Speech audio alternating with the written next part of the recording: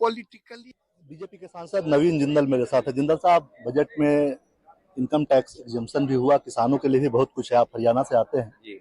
क्या कहेंगे किसानों के दृष्टिकोण से अगर देखा जाए अपने राज्य के लिहाज से कैसा रहा बजट? तो देखिए, बहुत अच्छा रहा ये बजट।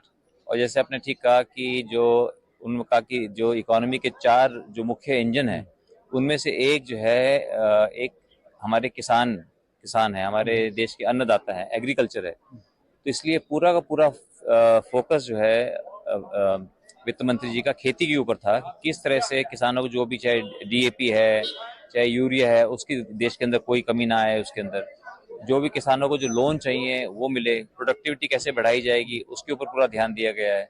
तो किसानों के ऊपर तो विशेष ध्यान दिया गया है, इसलिए मैं वित्त मंत्री जी का बहुत आभारी हूँ।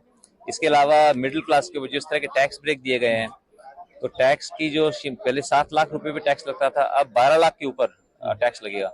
इससे मैं समझता हूँ कि करोड़ों करोड़ों परिवारों को जो है टैक्स से उनको निजात मिलेगी और उनको और उनकी जेब में उनके और पैसा आएगा ताकि जो बाकी चीजों पे खर्च कर सकेंगे। तो इसलिए कुल मिला के मैं समझता हूँ कि देश के हित में ये बजट है और हमारे देश को जो हमारे माननीय प्रधानमंत्री मोदी जी का सपना है कि भारत एक विकसित राष्ट्र बने 2047 तक, ये बजट हमें अपने देश को एक विकसित राष्ट्र बनने के लिए आगे लेके जाएगा। विपा, शुक्रिया आपका।